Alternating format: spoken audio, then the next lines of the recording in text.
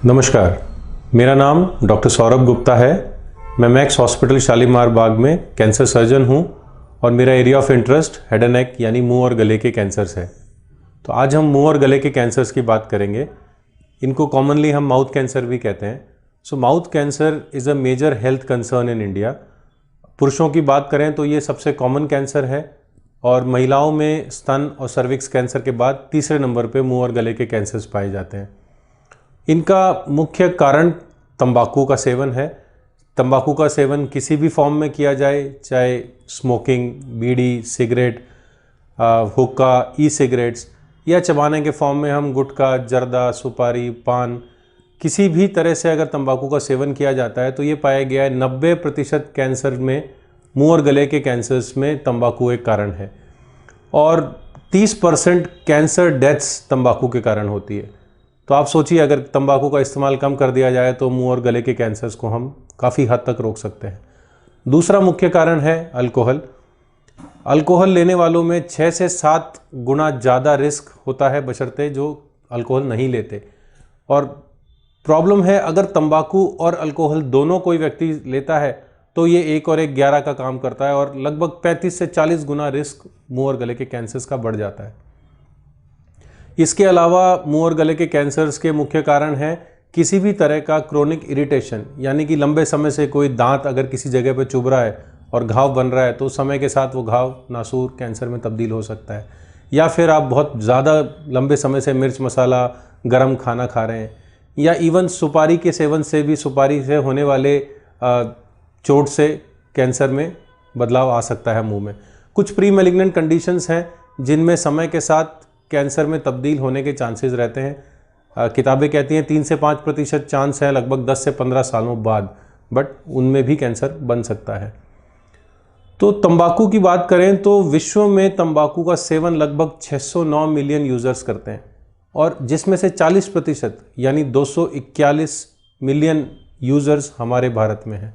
इसीलिए शायद इंडिया को हम oral cancer capital of the world भी कहते हैं। अगर हमारे शहर दिल्ली की बात करूं तो 24% लोग दिल्ली में कैंसर तंबाकू का सेवन कर रहे हैं किसी भी फॉर्म में। हर साल दिल्ली में लगभग 10,600 मौतें हो रही हैं सिर्फ तंबाकू के सेवन के कारण। हिसाब लगाएं तो ये लगभग 29 से 30 डेथ्स पर डे पे आती है। रोज़ के 29 से 30 लोग सिर्फ तंबाकू के कारण अपनी जान खो रहे हैं। एक और सर्वे बताता है कि दिल्ली में लगभग 80 से ज़्यादा बच्चे डेली तंबाकू का सेवन स्टार्ट कर रहे हैं। ये एक बहुत अलार्मिंग सिचुएशन है क्योंकि हम देखते हैं कि आजकल जो कैंसर के रोगी हमारे पास आ रहे हैं उनकी स्टेज बढ़ती जा रही है। पहले अर्ली स्टेज 1 या 2 में आते थे, आजकल एडवांस स्टेजेस में पेशेंट्स आ रहे हैं।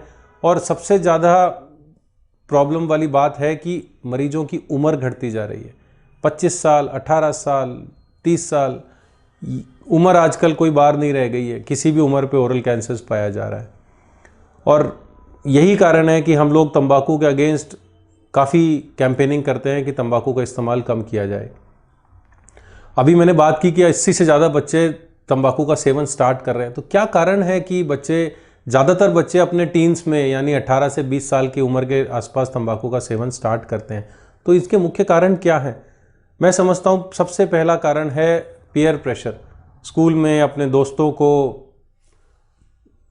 स्मोकिंग करता देख उन्हें लगता है कि यही बस सब कुछ इसी में है और उनसे मिलने जुलने में, उनसे दोस्ती बनाने के लिए कई बार हम प्रेशर में आके स्मोकिंग या तंबाकू का इस्तेमाल शुरू कर देते हैं। दूसरा कारण है फिल्मों में हमारे हीरो जब कश भरते हैं और फाइटिंग करते हैं तो एक फॉल्स सेंस ऑफ मैचोइज्म यानी एक मर्दानगी वाली फीलिंग आती है कि बस सिगरेट पी ली, इसी से हम मर्द बन सकते हैं। तीसरा कारण, हम अपने घर परिवार में अपने माता पिता को या अपने सगे संबंधियों को स्मोकिंग करते देखते हैं तो हमें लगता है कि ये कर रहे हैं तो कोई गलत नहीं है, हम भी कर सकते हैं। और छोड़ने का आंकड़े की बात करें तो 95% लोग तंबाकू नहीं छोड़ पाते स्टार्ट करने के बाद। Less than 5% of the people using tobacco ultimately quit. तो क्विट रेट इतना कम है। और इसके भी क्या कारण है, क्यों हम छोड़ नहीं पाते? आम जनता ज़्यादातर सोचती है कि डिपेंडेंस हो जाता है जी, फिजिकल या साइकोलॉजिकल डिपेंडेंस, बट वो बहुत लेट स्थिति में होता है। शुरू का कारण तो है कि जब हम 18-20 साल के होते हैं हमें इतना सीरियसनेस ही नहीं होती कि इससे आगे कुछ होगा। तो we don't give a damn attitude कि अरे यार मुझे कुछ नहीं होगा, it won't happen to me. अगर मेरे पिताजी को नहीं हुआ, आप उतने सालों से पी रहे हैं, तो मुझे क्यों होगा। तो इस भावना से कई बार हम छोड़ते नहीं हैं। या कई बार बागी भावना होती है कि दुनिया ने मुझको कुछ नहीं दिया तो मुझे किस बात का डर है, मैं अपनी ज़िंदगी जी रहा हूँ, कुछ होगा तो मुझे होगा। इस भावना से हम नहीं छोड़ते। या फिर ultimately peer pressure, inferiority complex. हमें लगता है कि जो स्कूल का जो बहुत फेमस लोग हैं वो पी रहे हैं तो मैं नहीं पीऊँगा, तो मैं उनसे दोस्ती कैसे बनाऊँगा। तो उस इन्फीरियरिटी कॉम्प्लेक्स के चक्कर में शायद हम नहीं छोड़ पाते। अब तंबाकू के कारण क्या क्या नुकसान हो सकते हैं इसकी बात करता हूँ। सबसे कॉमनली हमें लगता है कैंसर, लेकिन कैंसर ही नहीं, तंबाकू हमारे शरीर के हर हिस्से को डिस्टर्ब करता है, हर सिस्टम को परेशान करता है। हार्ट की बीमारियां होती हैं जिसमें बीपी बढ़ सकता है, आपको हार्ट की स्ट्रोक हो सकते हैं, आपकी नाड़ियों में खून का बहाव कम हो सकता है जिससे पैरों की, हाथों की उंगलियों में कालापन आ सकता है। लंग्स की बीमारियां हो सकती हैं, ब्रोंकाइटिस, एम्फाइसीमा, इस तरह की बीमारियां। या प्रेगनेंसी में लो बर्थ वेट हो सकता है बच्चे का, या बच्चा प्रीमेच्योर डिलीवर हो सकता है। छोटे बच्चों में लंग की परेशानियां आजकल आप देख रहे हैं, हमारे यहाँ हर बच्चे के पास अपना खुद का नेबुलाइज़र है और घरों में ही पेरेंट्स नेबुलाइजेशन कर रहे हैं, बिकॉज हवा में ही इतना पोल्यूशन है कि उनके फेफड़ों को बहुत नुकसान हो रहा है। इसके अलावा हेल्थ, दूसरी प्रॉब्लम जो कि मैं बात कर रहा हूँ कैंसर, तो तंबाकू शरीर के हर हिस्से का कैंसर कर सकता है। मुंह से शुरू करें, मुंह, अन्न नली, पेट, फेफड़ा, किडनी, यूरिनरी ब्लैडर, आप नाम लीजिए और उस हिस्से के कैंसर में तंबाकू का रोल है। तो कैंसर, तंबाकू हर हिस्से को कैंसर कर सकता है। हेल्थ की बात ना करके अगर मैं सोशल बात करूं तो तंबाकू के कारण सिर्फ एक पेशेंट ही परेशान नहीं हो रहा, उसका पूरा परिवार, उसके बच्चे भी अफेक्ट होते हैं। आप अपना सारा आमदनी अगर तंबाकू पे खर्च कर देंगे तो बच्चों की पढ़ाई कैसे होगी, घर कैसे चलेगा, और इसी कारणों से क्राइम रेट बढ़ जाता है। तो सामाजिक असर भी बहुत है तंबाकू का। इसके साथ इकोनॉमिकल बर्डन बहुत है। एक सर्वे 2011 में शायद भारत में एक सर्वे हुआ था जिसमें डायरेक्ट और indirect medical cost due to tobacco was around 1,04,500 crore. 1,04,500 crore रुपए सिर्फ तंबाकू जनित बीमारियों पर बहाए गए। अगर इतना ही पैसा किसी और कंस्ट्रक्टिव काम में यूज़ होता तो काफ़ी फ़र्क पड़ता। इकोलॉजिकल बर्डन भी है, पर्यावरण भी इससे खराब हो रहा है। तंबाकू एक कैश क्रॉप है जिससे किसान को काफ़ी फ़ायदा होता है, तो वो ज़्यादा से ज़्यादा अपनी ज़मीन पर तंबाकू की खेती करना पसंद करते हैं। एक सर्वे के अनुसार 4 लाख हेक्टेयर भूमि हमारे भारत में तंबाकू की फार्मिंग में इस्तेमाल की जाती है।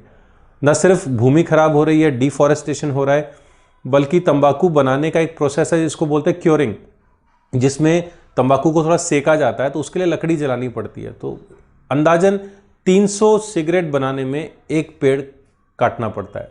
तो आप सोचिए कितनी लाख सिगरेट्स डेली यूज़ हो रही है, हर 300 सिगरेट्स पे एक पेड़ कुर्बान हो रहा है। दूसरा, सिगरेट्स की जो बड्स हैं वो इधर उधर फेंक दी जाती हैं, उनका डिग्रेडेशन टाइम बहुत ज़्यादा है और वो जाके सीवेज ब्लॉकिंग करती हैं, गंदगी फैलाती हैं, तो पर्यावरण को भी नुकसान है। तो तंबाकू न सिर्फ कैंसर कर रहा है, आपको दूसरी बीमारियां भी कर रहा है, आपके समाज पे असर कर रहा है, आपकी जेब पर असर कर रहा है और आपके पर्यावरण पे असर कर रहा है। तंबाकू से होने वाले कैंसर्स का मुख्य लक्षण जनरली मुंह में कोई भी आपका छाला जो कि हील ना हो रहा हो, 3-4 हफ्ते उसका इलाज लेने के बावजूद भी कोई छाला है जो ठीक ना हो रहा हो, तो वो एक कैंसर हो सकता है। उसका इलाज कराइए, वो अपने डॉक्टर को दिखाइए। कोई भी अल्सर जिसमें से बिना किसी कारण से ब्लीडिंग हो रही हो, वो एक रिस्क फैक्टर है।